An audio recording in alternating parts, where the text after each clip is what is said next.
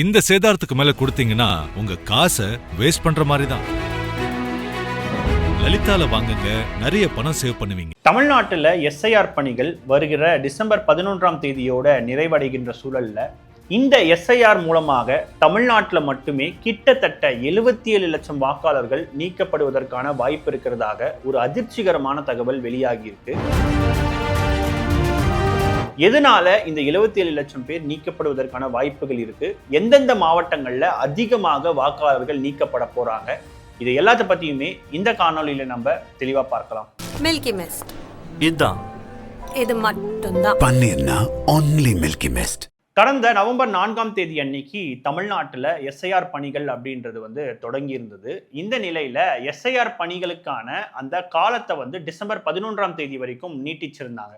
இந்த நிலையில சமீபத்தில் எலெக்ஷன் கமிஷன் கொடுத்திருக்கக்கூடிய சில டேட்டாஸ் அடிப்படையில் நம்ம பார்த்தோம் அப்படின்னா தமிழ்நாட்டில் கிட்டத்தட்ட 6,41,00,000 வாக்காளர்கள் இருக்காங்க. இதுல கிட்டத்தட்ட 6,36,00,000 பேருக்கு அந்த எஸ்ஐஆர் படிவம் அப்படின்றது போயிருக்கு அப்படின்றதையும் அவங்க சொல்லியிருந்தாங்க. அதே போல கொடுத்த அந்த படிவங்கள்ல எவ்வளவு திரும்ப வந்திருக்கு, எவ்வளவு பதிவேற்று இருக்காங்க அப்படின்னு எலெக்ஷன் கமிஷன் சொல்லியிருக்காங்கன்னா 5,18,00,000 பேர் தான் இது வரைக்கும் பதிவேற்றம் செஞ்சிருக்காங்க அப்படின்றதையும் எலெக்ஷன் கமிஷன் குறிப்பிட்டிருக்காங்க. ஸோ நீங்க இன்னும் எஸ்ஐஆர் ஃபார்மை கொடுக்கல அப்படின்னா இன்னும் 3 நாட்கள் மட்டும்தான் அதற்கான அவகாசம் இருக்கு. உடனடியாக உங்களுடைய ஃபார்மை ஃபில் பண்ணி நீங்க பிஎல்ஓ அதிகாரிகளுக்கு சமர்ப்பீங்க. இப்போ இந்த எஸ்ஐஆர் மூலமா 77 லட்சம் வாக்காளர்கள் நீக்கப்படுவதற்கான வாய்ப்பு இருக்கு அப்படின்னு சொல்லி நான் சொல்லியிருந்தேன் இல்லையா, அது எப்படி அப்படின்னு நம்ம பார்த்தோம்னா இந்த எஸ்ஐஆரை கொண்டு வருவதற்கான ஒரு காரணமா எலெக்ஷன் கமிஷன் சொன்ன விஷயம் தகுதியான வாக்காளர்கள் வாக்குப்பதிவை செய்யணும் அப்படின்றது. அதே போல இறந்தவர்கள் இருந்தாங்கன்னா அவங்களுடைய பெயரை நீக்கிறது. அதே போல ஒரு நபர் 2 தொகுதிகளிலோ அல்லது ஒரு நபர் 2 மாநிலங்களிலோ ஒரு வாக்குப்பதிவுக்கு மேல இருந்தா அவங்களுடைய வாக்குகளை நீக்கிறதுன்னு தான் இந்த எஸ்ஐஆரினுடைய ஒரு நோக்கமாக அவங்க சொல்லியிருந்தாங்க.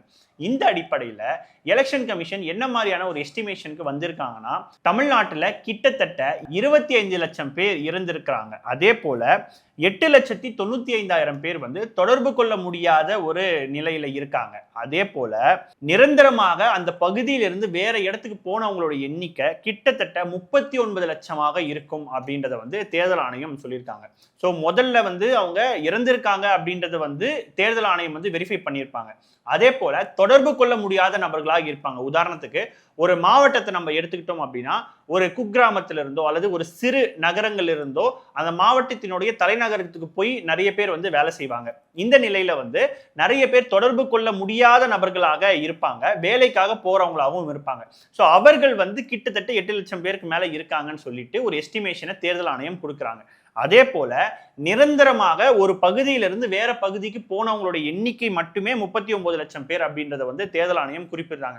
அதற்கான காரணமா என்னவா இருக்கும் அப்படின்னா தமிழ்நாட்டை பொறுத்த வரைக்கும் நகரமயமாக்கப்பட்ட ஒரு மாநிலமாக இருக்கு. மற்ற மாநிலங்களோட கம்பேர் பண்ணும் பொழுது அதிகமாக நகரங்கள்ல வாழக்கூடிய மக்களாக தமிழ்நாட்டு மக்கள் இருக்காங்க. இந்த நிலையில நிறைய கிராமங்கள்லயோ அல்லது நகரங்கள்ல இருந்து முழுவதுமாக அந்த மாவட்டத்தினுடைய தலைநகருக்கோ அல்லது சென்னை, கோவை, மதுரை மாதிரியான பெருநகரங்களுக்கோ மைக்ரேட் ஆன மக்களினுடைய எண்ணிக்கைன்றது அதிகமாக இருக்கு. ஸோ இந்த அடிப்படையில் இந்த 39 லட்சம் பேரை நீக்குவதற்கான வாய்ப்புகள் இருக்கிறதாக தேர்தல் ஆணையம் சொல்லியிருக்காங்க. இதுல எந்தெந்த மாவட்டத்தை சேர்ந்தவர்கள் அதிகமாக நீக்கப்படுவதற்கான வாய்ப்புகள் இருக்கு அப்படின்னா முதல்ல சென்னை தான். சென்னையில கிட்டத்தட்ட 10 லட்சம் பேர் நீக்கப்படுவதற்கான வாய்ப்புகள் இருக்கிறதாக தேர்தல் ஆணைய தரப்புல சொல்றாங்க.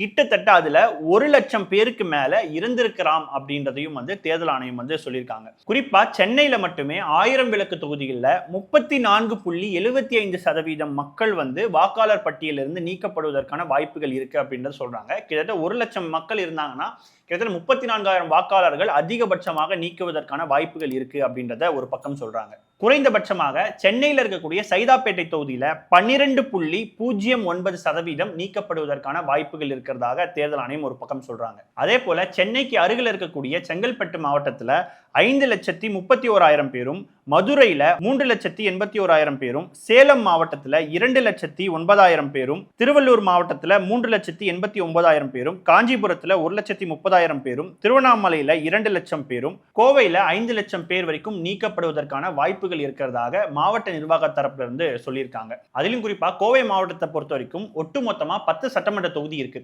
இந்த 10 சட்டமன்ற தொகுதியில 32 லட்சம் வாக்காளர்கள் இருக்காங்க. அதுல கிட்டத்தட்ட 1 லட்சம் பேர் பேருக்கு மேல உயிரிழந்திருக்காங்க. அதே போல பலரும் வந்து நிரந்தரமாக வேற ஒரு இடத்துக்கு வந்து புலம்பெயர்ந்திருக்காங்க. அதனால 5 லட்சம் பேர் வரைக்கும் நீக்குவதற்கான வாய்ப்புகள் இருக்கிறதாக கோவை மாவட்டத்துக்கு சொல்லியிருந்தாங்க. அதுல அதிகபட்சமா தொண்டாமுத்தூர் தொகுதியில மட்டுமே 70,439 வாக்காளர்கள் வரைக்கும் நீக்கப்படுவதற்கான வாய்ப்புகள் இருக்கிறதாக சொல்லியிருந்தாங்க. குறைந்தபட்சமாக வால்பாறையில 29,000 பேர் நீக்கப்படுவதற்கான வாய்ப்புகள் இருக்கிறதா சொல்றாங்க. இப்போ ஒட்டுமொத்தத்துல பீகார்ல கிட்டத்தட்ட 7 கோடி வாக்காளர்கள்ல வந்து 65 லட்சம் வாக்காளர்களை வந்து தேர்தல் ஆணையம் வந்து நீக்கியிருந்தாங்க. சோ கடந்த பீகார் தேர்தலிலேயே இந்த எஸ்ஐஆர் அப்படின்ற ஒரு விஷயம் மிகப்பெரிய ஒரு சர்ச்சையை ஏற்படுத்தி இருந்தது. இன்னும் சொல்ல போனா தேர்தலினுடைய ரிசல்ட்ல வந்து 2 பேருக்குமே கடந்த முறை என்ன வாக்கு வாங்கியிருந்தாங்களோ அதே வாக்குகள் தான் இப்பவும் வாங்கியிருந்தாங்க. ஆனால் ஒரு சில மார்ஜினல் வித்தியாசத்துல தான் இந்த கவர்மெண்டே ஃபார்ம் பண்ணிச்சுன்னு சொல்லி எதிர்க்கட்சிகளினுடைய ஒரு குற்றச்சாட்டாக இருக்கு. இந்த நிலையில தமிழ்நாட்டுல இப்படி 77 லட்சம் வாக்காளர்கள் அப்படின்றது நீக்கப்பட்டா அது தேர்தலில் என்ன மாதிரியான இம்பாக்ட் ஏற்படுத்தும் அப்படின்றது வந்து அரசியல் கட்சிகள் மத்தியிலேயே மிகப்பெரிய ஒரு அச்சமும் ஏற்பட்டிருக்கு. ஏன்னா இந்த எஸ்ஐஆர் பணிகள்ல வந்து குறிப்பாக திமுகவா இருக்கட்டும், அதிமுகவா இருக்கட்டும், அல்லது அந்த கூட்டணி கட்சிகளா இருக்கட்டும், எல்லாருமே வந்து ராப்பகலா நம்மளுடைய வாக்காளர்கள் வந்து எந்த நேரத்திலையும் வந்து மிஸ் ஆகக்கூடாது அப்படின்றதுல ரொம்பவே தெளிவா இருக்காங்க. பட் இப்படி இருந்துமே கூட 77 லட்சம் பேர் இன்னென்ன காரணங்களுக்காக நீக்கப்படுவதற்கான வாய்ப்புகள் இருக்கிறதாக தேர்தல் ஆணையம் தரப்புல இருந்து சொல்லப்படுது. இதை தாண்டி இந்த எஸ்ஐஆர்ல வந்து தமிழ்நாட்டிற்கு மிக ஆபத்தான ஒரு விஷயமா பார்க்கப்படுறது என்ன அப்படின்னா, பீகாரினுடைய எஸ்ஐஆர்ல இருக்கக்கூடிய வாக்காளர்கள் தமிழ்நாட்டில் வந்து அவங்க அப்ளை பண்ணிக்கலாம் அப்படின்னு தேர்தல் ஆணையம் வந்து அவங்களுடைய கடைசி பாயிண்ட்ல வந்து அதில் குறிப்பிட்டிருந்தாங்க. ஏற்கனவே தமிழ்நாட்டில் வந்து கிட்டத்தட்ட ஒரு 6 லட்சம் பீகார் வாக்காளர்கள் இருக்கிறதாக ஒரு கணக்கெடுப்பு சொல்லுது.